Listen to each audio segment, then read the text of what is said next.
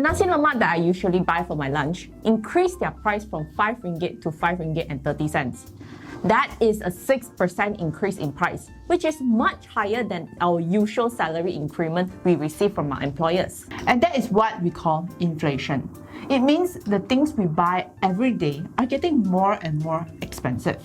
But the big question is, why is there inflation? And how exactly does it happen? And what can we do to counter against it? We will be answering all of this coming up next.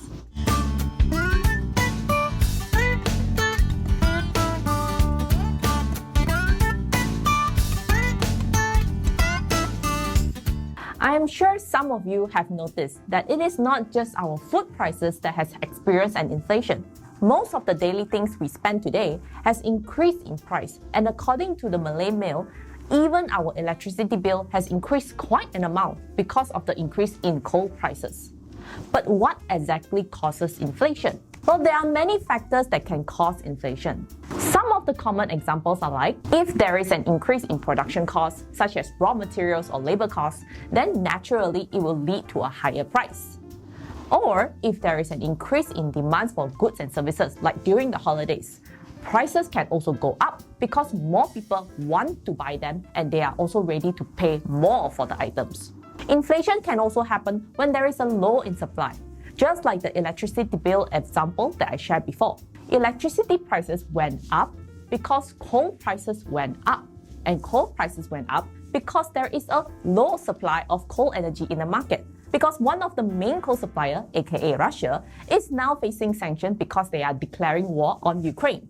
But I am not going to story too much about this. If you want to know more, I have linked the news article in the description box. Regardless of how inflation happens, we are bound to face it some way or another. So here are some tips that we would like to share with you to help you fight against inflation. Number 1, buying generic. One of the grocery tips that can really help ease your wallet is buying generic products. Tesco brands, Giant brands, or even no brands. I know some of you may be scrunching your face now, feeling disgusted or even insulted to use generic brands, but it really helps. Of course, there are some baselines, like toilet paper. I'm sorry, but I'm going to use non-generic. I have a preference. But dishwash, as long my plates are clean, I really have no issues with that. The second tip would be to buy in bulks. Buying things or foods that you are going to use frequently can help save a lot when you buy them in bulks, like rice, pastas, detergent, but never assume that it's always a great deal. You have to count the weight that you are getting versus the price you are paying. When I was a student, I was very thrifty. I would take out my phone and divide the prices and grams to compare almost everything I bought to see which is cheaper.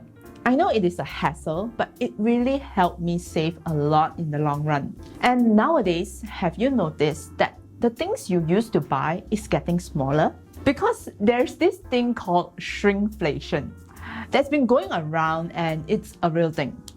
Shrinkflation is when manufacturers offer their product at the same price but at a smaller or lesser amount. For example, the chocolate powder that you used to buy previously, you can get 1 kg for 20 ringgit.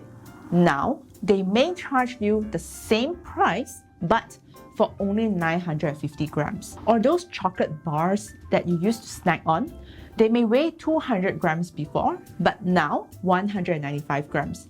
So for the same packaging, same product, same price, but you're actually getting a lesser amount. So those are the budgeting tips to fight inflation. Now what about investments? When there is inflation, it generally means that prices of goods would increase. So many investors tend to use assets to hedge against inflation. Assets like gold and real estates are the common investment tools that many investors tend to use. There are also investors who choose to invest in undervalued stocks or even cryptocurrencies in hopes to gain a higher return to fight off inflation. But bear in mind that stocks and cryptocurrencies generally carry higher risks as compared to gold and real estate. If you are interested to know more about gold and real estate investments, do check out our video where we share on how to invest in gold and real estate without owning the physical assets. So what do you think about the tips we shared today? If you have more ideas on how to counter inflation, do share with us in the comment box down below. Remember to like this video if the tips we share have been helpful to you. And also subscribe to our channel for more money guides like this. And We'll see you next time. Bye!